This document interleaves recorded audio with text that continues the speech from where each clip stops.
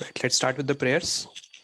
Om Ajnana Timirandasya Jnananjana Shalakaya Chakshurunmalitam Yena Tasmai Shri Guru Namaha Shri Chaitanya Manobhishtam Sthapitam Yena Bhutale Swayam Rupa Kadamaiham Dadati Swapadantikam Vandeham Shri Guru Shri Yuta Padakalam Shri Gurun Vaishnavamscha Shri Rupam Sagradatam Sahagana Raghunathanvitam Tam Sajivam Sadvaitam Savadhutam Parijana Sahitam Krishna Chaitanya Devam Shri Radha Krishna Padan Sahagana Lalita Shri Vishakhanvitamscha He Krishna Karuna Sindhu Dina Bandhu Jagatpate Gopesha Gopika Kanta Radha Kanta Namostute Tapta Kanchana Gaurangi Shri Radhe Vrindavaneshwari Vrishna Bhanu Sutadeve Pranamami Hari Priye Vancha Kalpatarubhyascha Kripa Sindhyobhya Evacha Patitanam Pavanebhyo Vaishnavebhyo Namo Namaha Jai Shri Krishna Chaitanya Prabhu Nityananda Shri Advaita Gadadhar Srivasadi Gaura Bhakta Vrinda Hare Krishna Krishna Krishna Hare Hare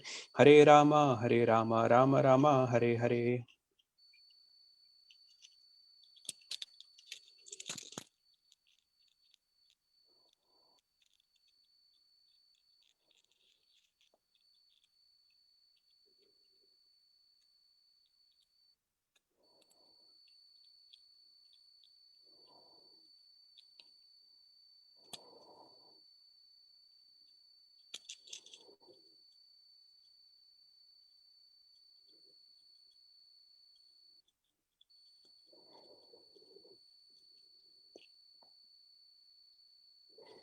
Hare Krishna everyone. So we were discussing the 18th chapter, and today we are going to discuss one of the most important verses. And I think I keep saying that all the time, important verses, and Gita Mala Mataji doesn't like that. No, I like it because you say every verse is important. Right. And it is. But this one is really important. I believe you. So actually the 18th chapter, as Prabhupada also says in the purport to the first verse of 18th chapter, that Krishna is summarizing the Gita in the 18th chapter. He summarized it in the second chapter, but now he is kind of summarizing, so he has, it's like, Vallabhi Gopi Mataji gives the full class and then she summarizes at the end, so that we are able to understand, okay, these were the important points from the class. So similarly, Krishna is now summarizing whatever he has spoken so far to Arjuna. He is kind of telling him in a concise way that these are the takeaways for you, Arjuna. So in the 18th chapter, from the verse 1 to verse 55, the whole yoga ladder is described. So we'll be discussing the 54th verse. So this is just the penultimate verse of the, where the yoga ladder is going to conclude. So let's discuss this. I'll share my screen.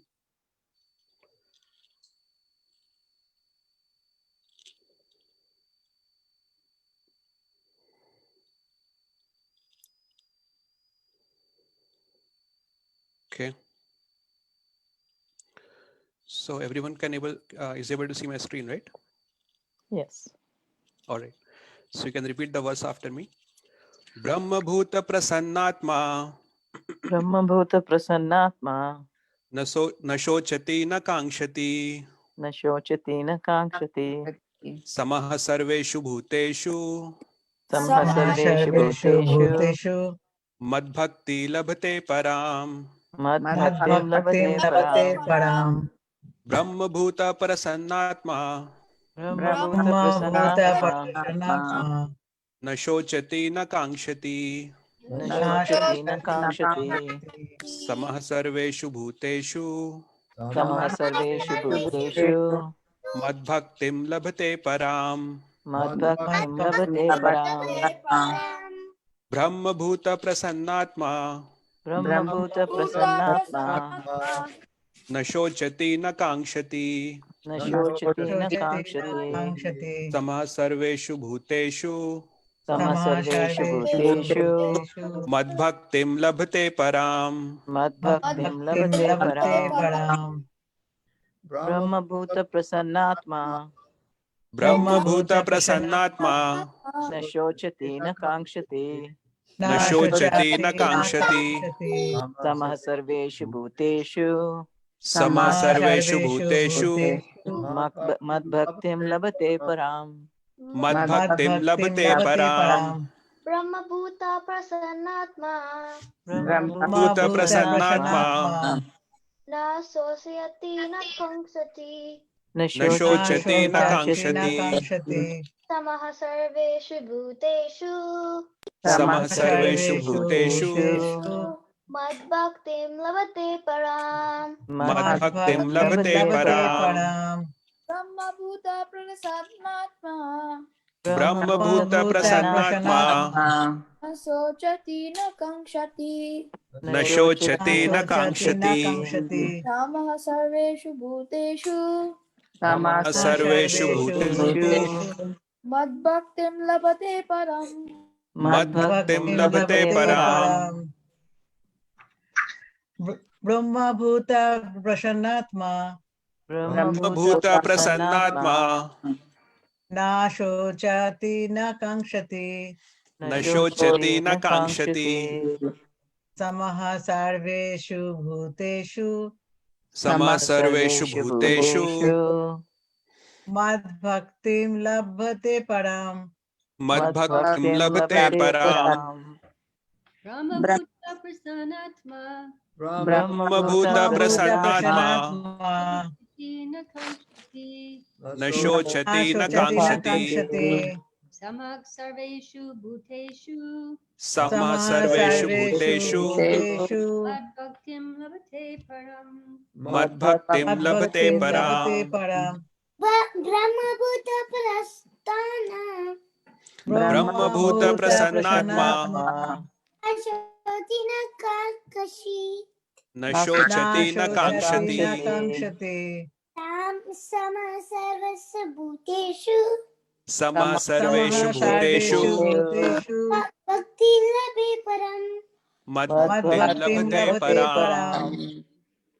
Brahma Bhuta Prasannatma. Brahma Bhuta prasannatma. Na sochati na kankshati. Na shochati na kankshati. Sama sarveshu bhuteshu. Samah sarveshu bhuteshu. Madbhaktim labhate param. Madbhaktim labhate param. Okay, let's recite the synonyms. Brahma Bhutaha, Brahma Bhutaha. being one with the Absolute. Being one with the Absolute. Prasannatma, Prasanna Atma. fully joyful. Fully joyful. Na, Na. never. Never. Shochati, Shochati. laments. Laments. Na, never. Never. Kankshati, Kankshati. desires. Desires. Samaha, Samaha. equally disposed. Equally disposed. Sarveshu, Sarveshu. to all. To all. Bhuteshu, Bhuteshu. living entities. Living entities. Madbhaktim, Madbhaktim. my devotional service. My devotional service. Labhate, Labhate. gains. Gains. Param, Param. transcendental. Transcendental. Translation and purport by His Divine Grace A.C. Bhaktivedanta Swami Srila Prabhupada. One who is thus transcendently situated at once realizes the Supreme Brahman and becomes fully joyful. He never laments or desires to have anything. He is equally disposed toward every living entity. In that state, he attains pure devotional service unto me. Purport. To the impersonalist, achieving the Brahma Bhuta stage, becoming one with the Absolute, is the last word. But for the personalist or pure devotee, one has to go still further to become engaged in pure devotional service. This means that one who is engaged in pure devotional service to the Supreme Lord is already in a state of liberation called Brahma Bhuta, oneness with the Absolute. Without being one with the Supreme, the Absolute, one cannot render service unto Him. In the Absolute conception, there is no difference between the served and the servitor. Yet, the distinction is there in a higher spiritual sense. In the material concept of life, when one works for sense gratification, there is misery. But in absolute world, when one is engaged in pure devotional service, there is no misery. The devotee in Krishna consciousness has nothing for which to lament or desire. Since God is full, a living entity who is engaged in God's service in Krishna consciousness becomes also full in himself. He is just like a river cleansed of all dirty water. Because a pure devotee has no thought other than Krishna, he is naturally always joyful. He does not lament for any material loss or aspire for gain, because he is full in the service of the Lord. He has no desire for material enjoyment, because he knows that every living entity is a fragmental part and parcel of the Supreme Lord, and therefore eternally a servant. He does not see in the material world someone as higher and someone as lower. Higher and lower positions are ephemeral, and a devotee has nothing to do with ephemeral appearances or disappearances. For him, stone and gold are of equal value. This is the Brahma Bhuta stage, and this stage is attained very easily by the pure devotee. In that stage of existence, the idea of becoming one with the Supreme Brahman and annihilating one's individuality becomes hellish. The idea of attaining the heavenly kingdom becomes phantasmagoria, and the senses are like serpents whose poison teeth are broken. As there is no fear of a serpent with broken teeth, there is no fear from the senses when they are automatically controlled. The world is miserable for the materially infected person, but for a devotee, the entire world is as good as Vaikuntha, or the spiritual sky. The highest personality in this material universe is no more significant than an ant for a devotee. Such a stage can be achieved by the mercy of Lord Chaitanya, who preached pure devotional service in this age. Namo Vishnu Padaya Krishna Pristhaya Bhutale Shrimate Bhakti Vedanta Swami Nitanamane Namaste Saraswati Devi Gauravani Pracharine Nirvishesha Shunyavadi Paschatya Deshatarine. Hare Krishna. I just read the translation one more time. One who is thus transcendently situated at once realizes the Supreme Brahman and becomes fully joyful. He never laments or desires to have anything. He is equally disposed toward every living entity. In that state, he attains pure devotional service unto me. So, I think I had mentioned it once, that how do we know a verse is important? So there are two things. One is that Prabhupada quotes it multiple times in many of his purports. And the other way to know is Prabhupada writes a long purport to that verse. So actually this verse has both the characteristic. Prabhupada quotes it multiple times in Gita. He also quotes it several times in the commentary of Bhagavatam. You might have come across this verse multiple times. So actually, just to give a little context, so how the flow of thought is happening here in this 18th chapter, in this 54th verse. So we remember that in the 40th verse onwards, Krishna starts talking about the Varnashram dharma, and then basically he describes the qualities of Brahman, he describes the qualities of Kshatriya, the qualities of Vaishyas, and qualities of Shudras. And then he says, actually, this Varnashram system, he had mentioned this once in the 4th chapter also, that actually I have established the system of 4 Varnas. And then he describes it here again in the 18th chapter. But he says something deeper here in the 18th chapter. He says that actually this Varnashram system is for a purpose, and that purpose is for spiritual elevation. So actually the material world is, there is no good situation in the material world. Materially, everything is contaminated. But what the Varnashram system does is it creates a materially conducive society which can aid a person to become spiritually elevated. So that is the characteristic of the Varnashram system. It helps the person to grow, to elevate spiritually. So Krishna says in the 46th verse, he had said, Yataha pravrittir bhutanam yena sarvamidam tatam swakarmana tam abhyarchya siddhim vindati manavaha. So he had said that actually through your work worship me. So you have these, whatever you are, either you are a Brahmana or a Kshatriya or a Shudra or a Vaishya, you offer your work to me. Through your work you can worship me. And then again in the 47th verse, he had said that, Shreyan swadharmo vigunaha paradharma swanushtitat Swabhava niyatam karma kurvan napnoti kilbisham. The basically don't give up the work that is born of your karma. Even if there are faults. In the 48th verse, he had said, Sahajam karma konteya sadosham api natyajet. Don't give up your duty. Sadosham, even if it is full of faults, api natyajet. And then he says, why is that? He says, sarvarambhena hi doshena. He says every endeavor is covered with faults, just as fire is covered by smoke. And the reference there is of then there is fire. Fire is generally, in a Vedic context, there is fire for Vedic yagyas. So fire is considered auspicious, but it also produces smoke, and smoke is considered very inauspicious. So he says that every endeavor is covered by some fault. So even if you are able to do another man's duty perfectly, don't give up your own duty. And why is that? Actually, these four varnas, as we had discussed, varna also means color. So the soul originally is pure, it is spiritual. But when it acquires a material body, the subtle body has a specific color. So that color is like a mentality. So either we may have a mentality of a Brahman or a Shudra or a Vaishya or a Kshatriya. So these are essentially four human types, and these are four material human types. There's nothing inherently spiritual about it. Even the Brahmanas have their own challenges, Kshatriyas have their own challenges.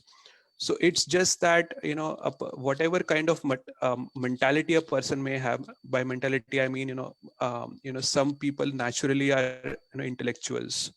They like to do intellectually hard work.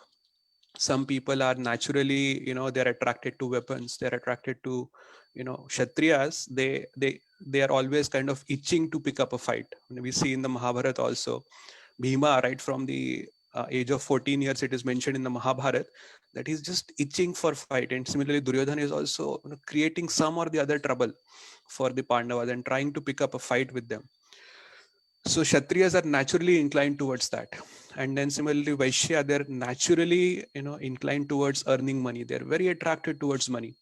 And, similarly, Shudras, they are naturally artisans, artists, So these are some of the natural things that they have. So they are attracted to that. So what this Varnashram system does is, whatever challenges you like to face, it gives you those kind of challenge. It lets you do those kind of work so that your material life is comfortable and you can focus on the spiritual elevation.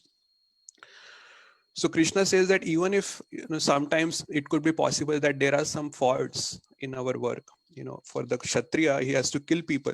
It's not easy. And sometimes this killing is not just, you just go and very playfully kill that person. It is very gory in one sense. They have to kill. Sometimes it becomes really bad. So if the Kshatriya thinks that, let me give up, there's so much violence in my duty, let me give it up and let me do fire sacrifices. Let me become a Brahmin. That's what Arjuna was trying to do here. He was trying to renounce prematurely. And he says, I'll just pick up a bowl and I'll beg alms. I'll not fight. So Krishna says that actually this is not going to work. Why? Because essentially when we say these are material mentalities, so materialism is considered to be like a disease. So we are right now in a disease state. When we are in the material world, we are like in a disease state. But everybody's, although it is all material disease, but everybody has a different kind of material disease.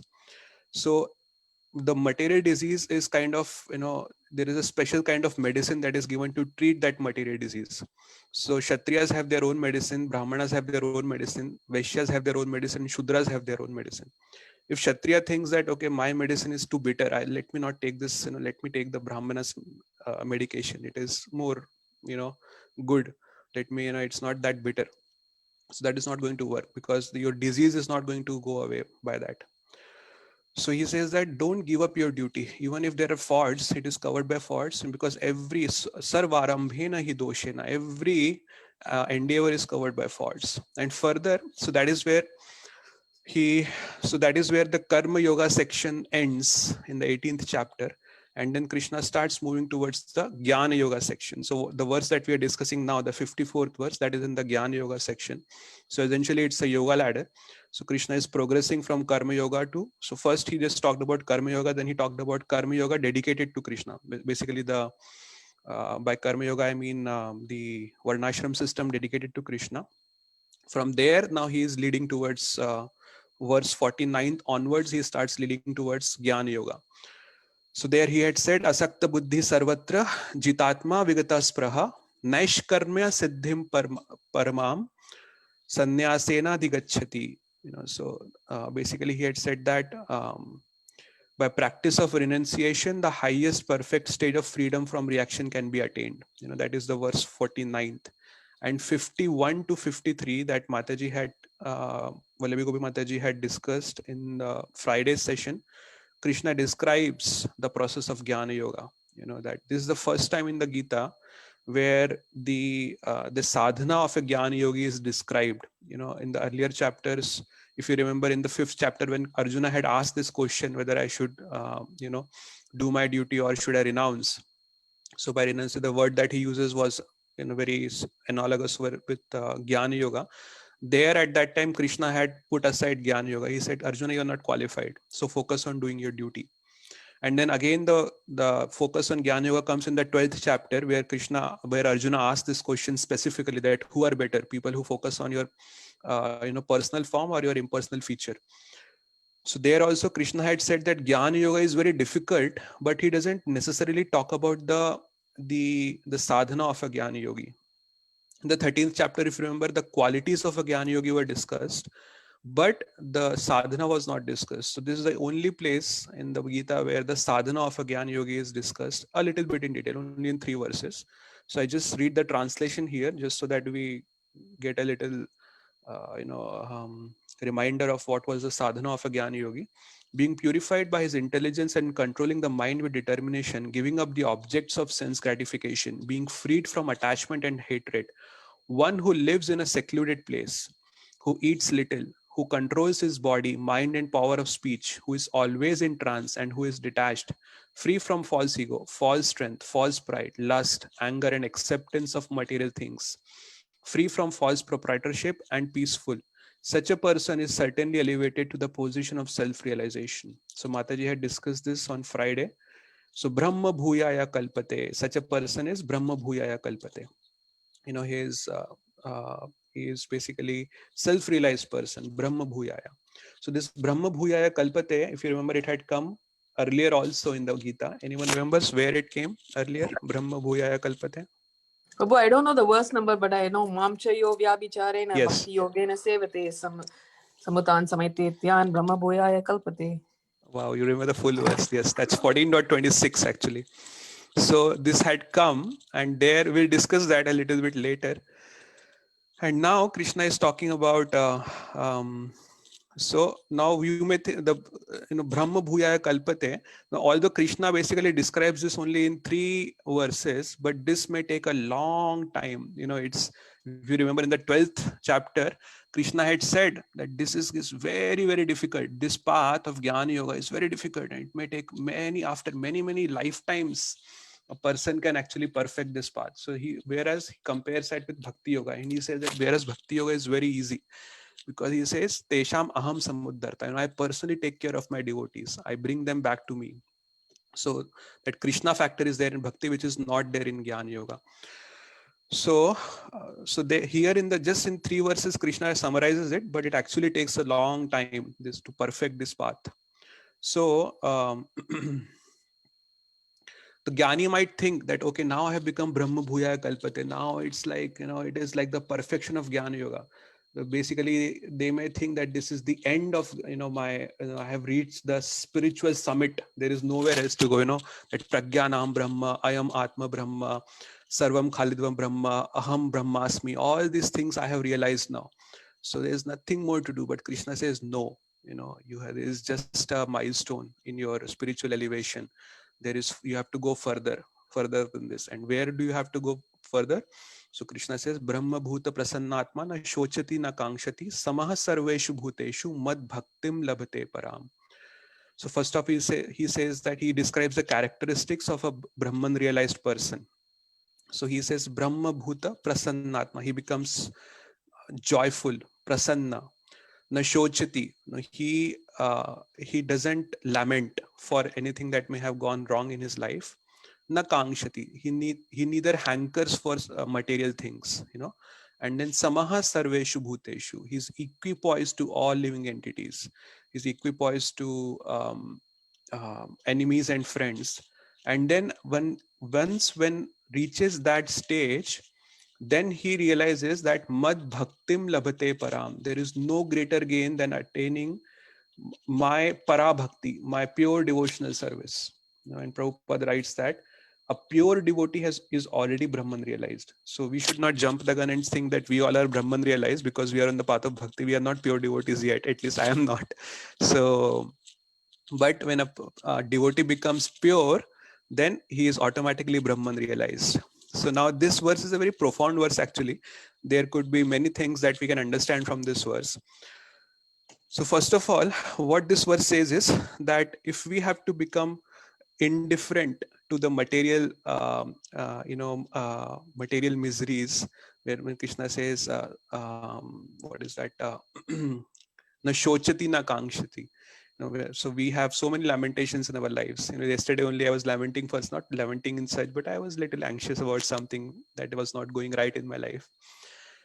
So he says that actually, how do we come to that stage where we do not lament for anything that may have gone wrong in our life, and we are not hankering for something?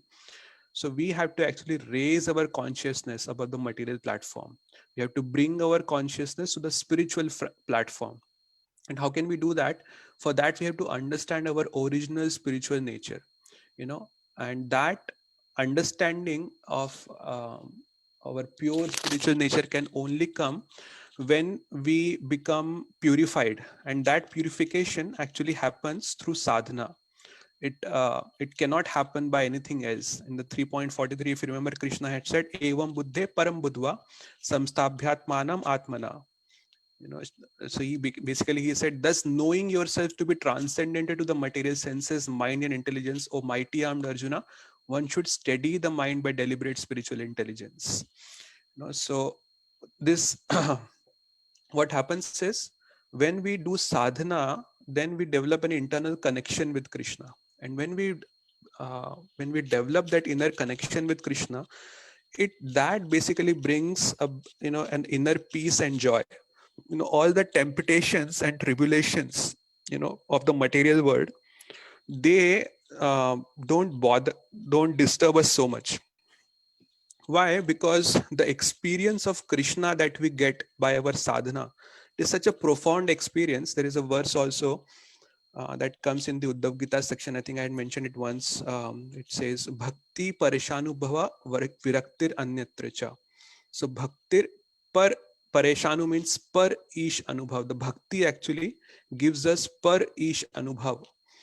So anubhav is experience, para is transcendental, and isha is controller. So bhakti gives us the experience of that transcendental supreme controller. And what happens when we get that kind of experience? It says viraktir anyatra cha. It brings detachment from all other worldly things.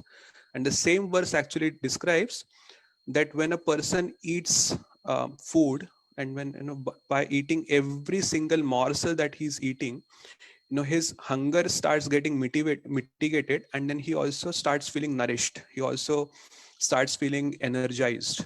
So that is exactly what happens. And as we become more and more perfect in our sadhana, it is like eating food, spiritual food, and then our hunger for our material cravings start going away. And then we feel more spiritually nourished. So that is what this sadhana does. The spiritual practices in our life is very important for us to do our sadhana. Also, when we realize our spiritual identity, that itself brings a relief from the material miseries, and it also brings inner joy. So there is a synonymous verse of this Brahma Bhuta Prasannatma is basically, it talks about the perfection of a jnani. But there is a similar verse that talks about the perfection for a dhyana yogi. That comes in the 6th chapter. If you remember, Krishna had spoken elaborately about dhyana yoga in the 6th chapter. And that is where after the 6th chapter, he doesn't talk much about dhyana yoga. Although in the 8th chapter, he does compare dhyana yoga with bhakti.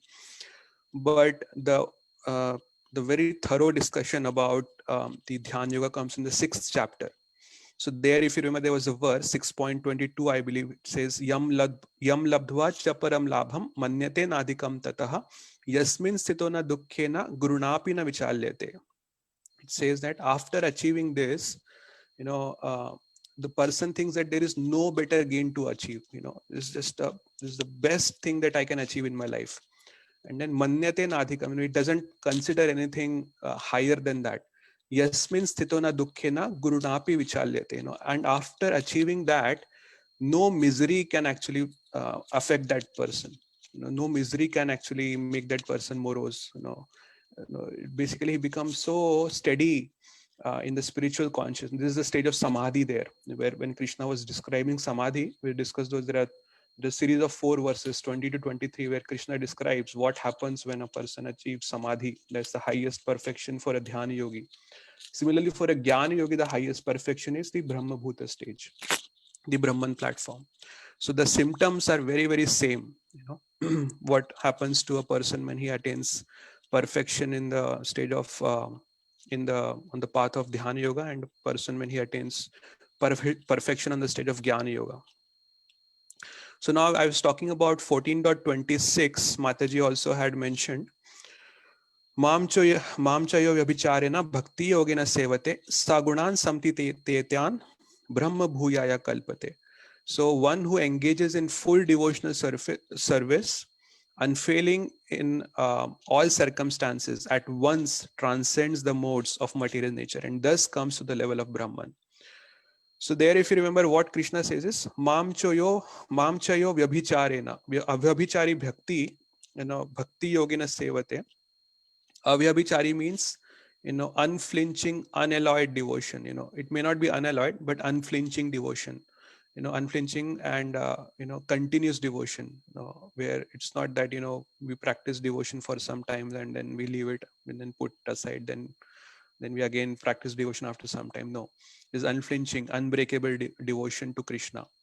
So when who serves me, bhakti yogena sevate, in this way, sa gunan samti tietan, that person transcends the mode. So transcending the mode means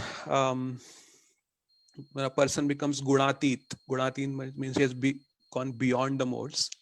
So this material world is made up of the 3 modes. The material nature is made up of 3 modes. Krishna had said that, that what is it? That verse. I'm missing the verse. It's in the 7th chapter. But once a person goes beyond the 3 modes, then Brahma Bhuyaya Kalpate. Such a person is considered to be Brahman realized. Brahma Bhuyaya Kalpate. But there he had said that through the practice of Bhakti Yoga, a person can achieve that stage. And here Krishna is saying something different. It's saying it the other way. After you achieve that Brahman platform, then you realize that Mad Bhakti Labate Param, that my devotion is the highest, my Para Bhakti is greatest. So how is that? Actually, what it is bhakti, even for jnanis, they have a bhakti element. They cannot, actually in every path, you cannot attain success without bhakti. Even for the dhyan yogis, there we call it as Ashtang Yoga. There are 8 limbs. The final limb of Ashtang Yoga is Ishwar Pranidhan. Ishwar Pranidhan, it means surrender to the Supreme Lord. So surrender actually is a limb of devotional service. Similarly, even for the jnanis, they also either they focus their mind. They also need some object to focus. Brahman is undefined. Cannot even conceive of Brahman, let alone fixing your mind on Brahman. So they need a tool to fix their mind. So basically what they think is that these deities, they may use either deities or they use mantra meditation. So they consider this as a tool to reach Brahman platform. And they think that after you have reached Brahman platform, then these things become obsolete. Then they don't need these things. So for us, for sadhakas, we try to go beyond the Bhavasagar. Bhavasagar is the material ocean of birth and death. And we try to go towards the in the Bhakti Sagar. And what they do is they take the help of bhakti, they go beyond the bhavasagar, and when they reach the bhakti sagar, they try to go beyond the bhakti sagar also. But that actually Krishna describes in the Bhagavad Gita that bhakti sagar is not to be crossed. We are supposed to drown in bhakti sagar. We are supposed to actually immerse ourselves in the bhakti of Krishna, and that is where they go wrong. So, so bhakti, if we connect these two verses, 14.26 and 18.54. So bhakti is also the purpose and the perfection of spiritual growth. It is not just the means to spiritual growth. It is also the purpose and perfection. It is the purpose of our spiritual growth is to attain the bhakti platform. It is also the perfection. That is what Krishna is saying in the 18.54th verse. After you achieve Brahmantar, that time you will realize that Mad Bhakti Labhate Param. So Parabhakti begins after attaining the Brahman platform. It doesn't begin before attaining the Brahman platform. Now, what does it mean? Basically, when we become indifferent to material experiences, when we become indifferent to material miseries and material, happiness, at that time, what happens is when our material consciousness basically doesn't let us taste the nectar of bhakti. If we are too much in material consciousness, no, it will not allow us to taste that joy that is there in the spiritual, on the path of bhakti. And why does bhakti actually acquire such a paramount position on the spiritual path? If it is actually the perfection of the spiritual path, if you consider these verses. So what bhakti does is it basically channelizes the strongest force that activates us in our lives, which is our emotions. So normally our emotions drives us towards material objects and relationships, and that actually keeps us bound in the material world. So bhakti, what it does is it channelizes these emotions towards the supreme object of love, which is Krishna. So that is the power of bhakti actually. And that is why it acquires such a paramount position. Krishna is also, the acharyas described that Krishna actually can have everything. Actually, this is described by Ramanujacharya in his commentary of Bhagavad Gita. He says that actually Krishna, he is the supreme Lord. He can have everything in this world. There is nothing in this world that he cannot have. But there is one thing that Krishna cannot have unless we offer it to him, and that is our love. And because he cannot have it on his own, he is always hungry for love. And when someone offers that love to Krishna, so that love, when we say we offer our love to Krishna, that is our emotions. We offer the emotions of our heart to Krishna. In the 10.9, if you remember, it's a very nice verse, and Prabhupada translates it very beautifully also. This verse is Machittah Madgata Prana Bodhayanta Parasparam Kathayantascha Mam Nityam Tushyanti Charamanti Cha. So that verse, it basically describes, it is part of the Chaturshloki Bhagavad Gita. So we'll discuss that verse. But before that, I want to make one more point. You might have heard the word enlightenment, and we don't use that word enlightenment so much in the path of bhakti, but that is a word that is brandished a lot by the Gyanis, people who are in the Gyan Yoga path. So their idea is that, you become enlightened when you realize that you are one with God. There is no difference between you and God. So that is, according to them, that is what enlightenment means. But actually, if we see in the Bhagavad Gita, there are several places, this philosophy that enlightenment means that you are one with God, and there is no difference between you and God. In Bhagavad Gita, it is not supported actually. In the 7.19, especially, Krishna says, Bahunam Janmanamante Jnanavan Mam Prapadyate Vasudevah Sarvamiti Sa Mahatma Sudurlabha. So actually, Jnani is a word that is used for people who are seekers on the path of Jnana.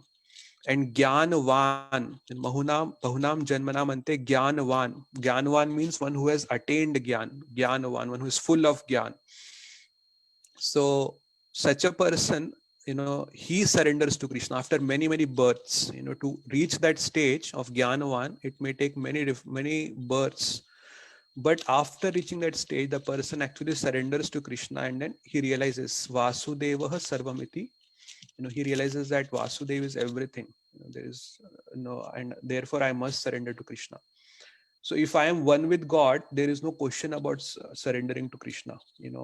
Why would I surrender to myself? It doesn't make any sense. So, and also the conclusion of the Bhagavad Gita is surrender to Krishna. Sarvadharman parityajya mam ekam sharanam vraja. Just leave aside all the dharmas, all your duties, everything, and mam ekam, surrender to me exclusively. Don't just say that I will surrender to Indra also and Chandra also and Krishna also. No, mam ekam sharanam vraja. And then in the 7.24th verse, Krishna actually gives the same thing in a different way. He talks about it in a sarcastic way. So we had discussed it multiple times that there is a difference between Mayavad and Brahmavad. So Brahmavad is basically people who are not offensive to the form of the Lord, and Mayavadis are those who are offensive to the form of the Lord. So in the 7.24th verse, if you remember, Krishna had said, Avyaktam vyaktim apannam manyate mama buddhaya. Param bhavam ajananto mam avyayam anuttamam. Krishna had said that people who consider that I was earlier impersonal and now I have attained this form, I become personal, I become a person. Manyate mam, those who think like this about me, they are abuddhaya. They don't have any intelligence. Abuddhaya, So they are foolish actually. And that is the same same words Krishna uses in 9.11 also. Mudha. Mudha is the word that Krishna uses for such people. So actually we have to understand in the same 7th chapter, Krishna had said, if you remember, Manushyanam sahasreshu kaschid yatati siddhaya yatatam api siddhanam kaschin mam vaiti tatvataha. And out of many thousands of men, one may endeavor for perfection. And people who have actually attained perfection, spiritual perfection, out of those many thousands of such people, only one will realize me in truth. Yatatam api siddhanam kaschin mam vaiti tatvataha. Only one person out of many thousands of spiritually elevated persons will know me in truth, tatvataha.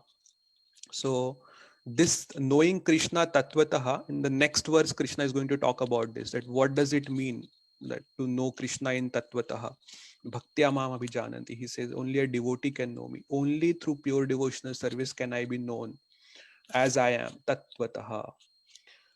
So I was talking about 10.9, Machittaha madgataha prana, bodhayantah parasparam, kathayantascha mam nityam, tushyanti charamanti cha. So actually this verse means the consciousness of my devotees is fixed in me and their lives are dedicated to me. And they, bodhayantaha parasparam means they enlighten each other about me. And then he says kathayantascha mam nityam tushyanti charamanti cha. So they are always conversing with each other about me. Kathayantascha mam, they talk about me, they do my katha. Nityam means always. And they are not just satisfied, tushyanti, they are not just satisfied by this, they actually enjoy this, ramanti cha, they actually find a lot of bliss in this. So we were discussing about the word what is that word? Enlightenment. So before that, in 10.8 verse, Krishna had said, Aham sarvasya prabhavo mattaha sarvam pravartate iti matva bhajante mam buddha bhava samanvitaha. So basically Buddha is enlightened. So he says people who understand that Aham sarvasya prabhava, everything comes from me and everything is mattaha sarvam pravartate, everything is maintained by me. Iti matva, those who understand this, what do? Bhajante mam, they actually worship me. And Buddha, they are wise, they are intelligent, they are in the right terms, so that by the definition of the word enlightened, they are actually enlightened. Buddha means the word Buddha also comes from the word Buddha. Actually the title of Buddha was given to Siddhartha when people considered that he has become enlightened. So that's where the title of Buddha was given to this Siddhartha. So the original name of Lord Buddha was Siddhartha. So such people, Krishna says, are Buddha. They are enlightened. And what do? Bhava samanvitaha. They worship me with all the emotions of their heart. So such people are actually truly enlightened. So this verse 18.54 is actually also the death nail for Mayavad. Why is it a death nail for Mayavad? Because the Mayavadis, their idea is that after you reach Brahman, then there is no need for bhakti. You have become one with Krishna. You have one, not with Krishna. They don't regard Krishna so much, but you have become one with Brahman. And for them, Brahman is the highest reality for the Mayavadis. But Krishna is saying that after you attain Brahman, then my Parabhakti begins from there. It is not the end, it is the beginning of bhakti. So this is like a death nail. No Mayavadi can actually, play around with this verse. This is very clear and unambiguous, and even the Sanskrit is very, very clear. There is no ambiguity left here in the 54th verse. And in the 55th verse, which is the next verse, Krishna is going to talk about how bhakti is the highest. So here, we may say, okay, mad bhakti labhate param. He has attained the parabhakti. But even attaining parabhakti is not the end, because in the next verse, through parabhakti, we have to attain Krishna. So that is the summit of our spiritual growth. That is where the spiritual growth ends. There's no more. This that the roof of spiritual growth. You can't grow beyond that. Once you have attained Krishna, that's it. That is the highest perfection. So I'll stop here and see if there are any questions, comments, corrections about what I have said.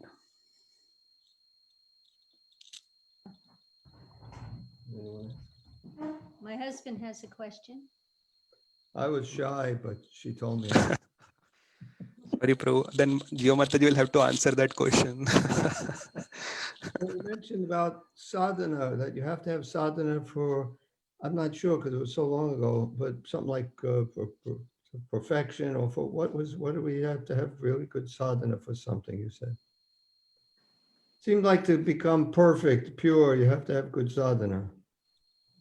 Yeah. So basically, I was saying that that we have to realize our original spiritual nature, and as we do our sadhana, we become purified, and as more and more we become purified, we develop that internal connection with Krishna, and that is, and through purification, we understand our spiritual identity. Unless we are pure, we won't be able to understand our spiritual identity.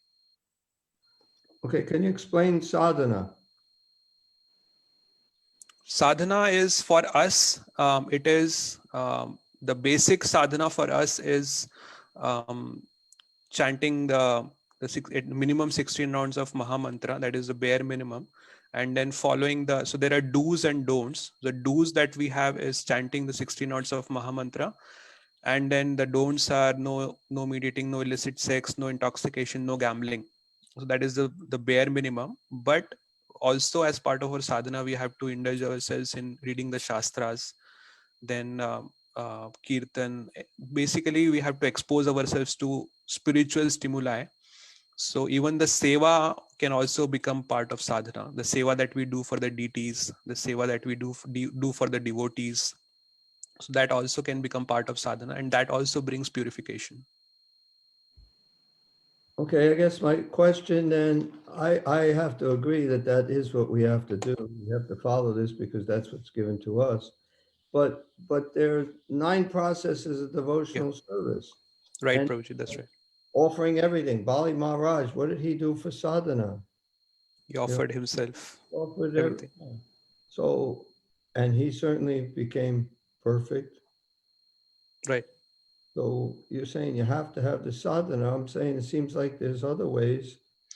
Yeah, I was talking more about the bare minimum sadhana we have, but yes, those you are talking about the 9 limbs of devotional service. Yes, all of that can be considered as sadhana.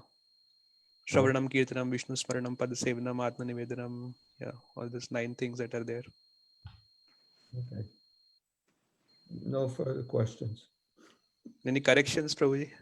No. Okay. I tried. I couldn't find anything really wrong. That's the best I could do. Okay. Anyone else has any questions, comments, corrections? Right. You said that you have to reach the Brahma Bhuta stage before going to that Bhakti, Param Bhakti. So you have to reach that stage. I mean, we do our sadhana way before we reach that stage, right? Actually, so we have to understand what is the Brahma Bhuta stage that Krishna is talking about here. So that is that we have to become indifferent to material experiences, material emotions, We don't have to hanker for material things, and we don't have to lament for anything that is not gone right from a material perspective in our lives.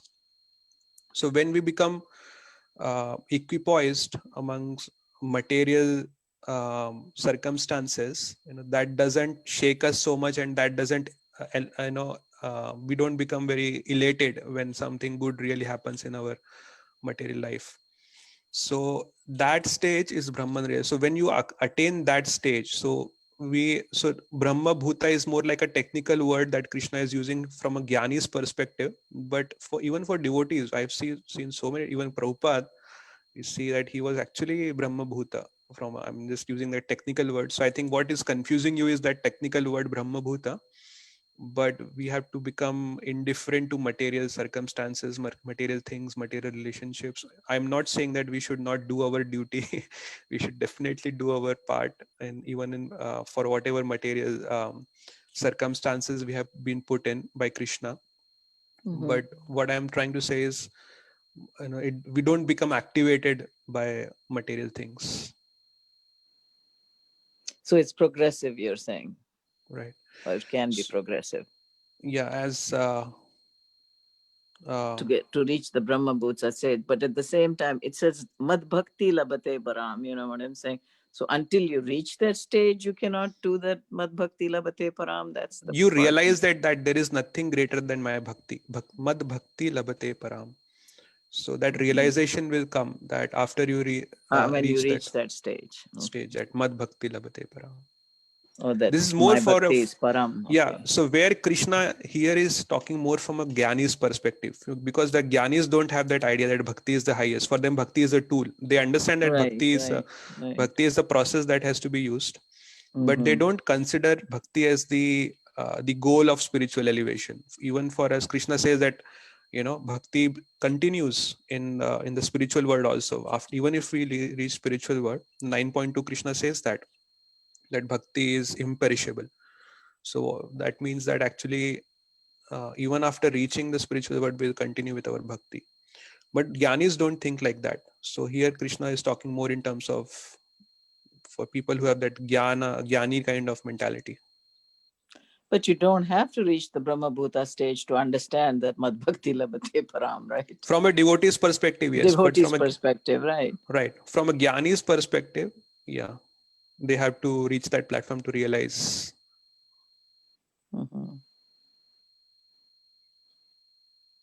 We can And just another.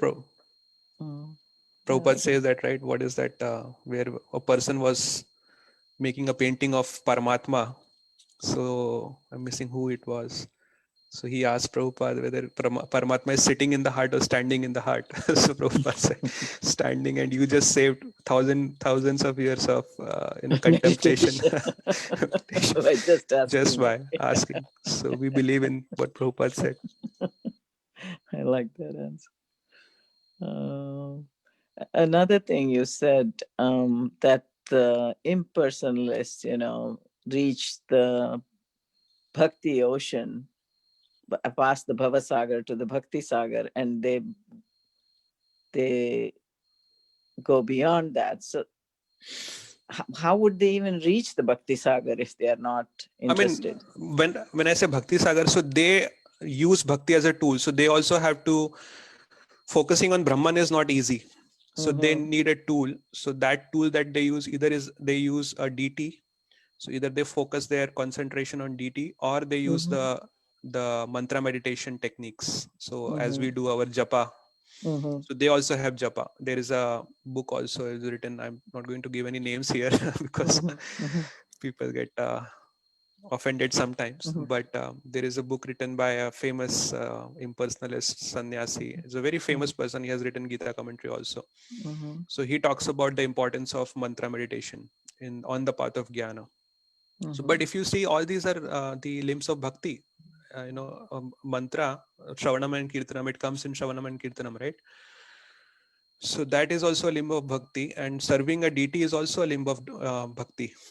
So, but what they think is that this is just a tool. So it's like a transitional tool. It's like a fictional reality. No, that part I get. I get that part. But my question is, right. how do they reach the Bhakti Sagar So even there? They do immerse themselves in bhakti, but their Mm. idea is that, okay, I'm doing this bhakti to become one with the absolute truth. Right. Yeah. So they try to go beyond the Bhagwan also. So I know. for them, Bhagwan is a lower reality. Actually, Bhagwan is a Right. I material. mean, I've actually personally met some very sincere impersonalists. You know what I'm saying?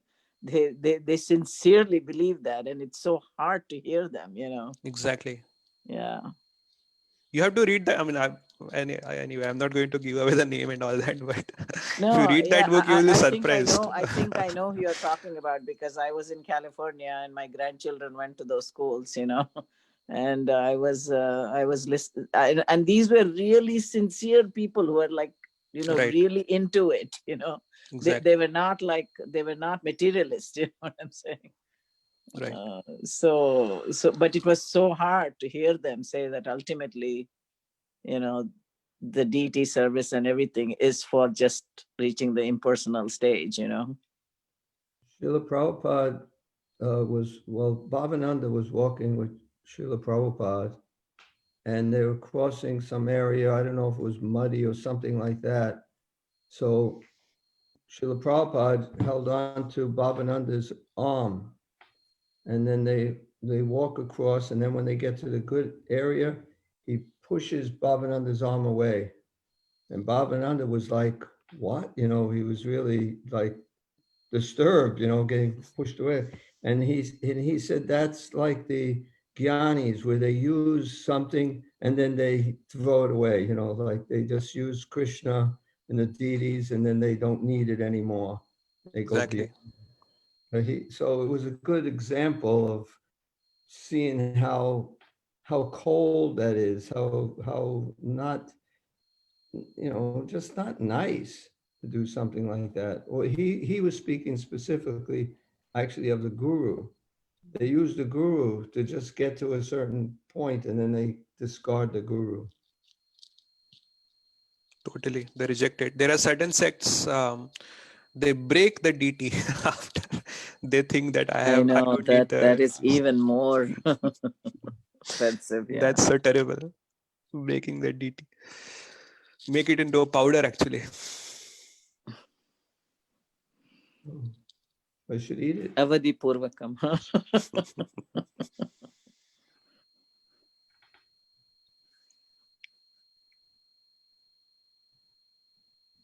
Okay. Any other questions, comments? Okay, I think it's almost time now. So tomorrow, one more most important verse of Gita. Kari Prabhu is going to take that. That's 18.55. I like it when you say that, Ganapati. That means every verse is important. Actually, in the 18th chapter, you can see a lot of nice verses. Of course, the last verse is very good. Yeah, I was thinking that you got a really good verse, but then I saw what my verse is and I'm happy. I'm happy. Right, I know. That's why I left it for you, Prabhu. If you would have done 2 verses, you would have regretted it. I can tell you that right now. Okay. He's trying to share, be very sharing.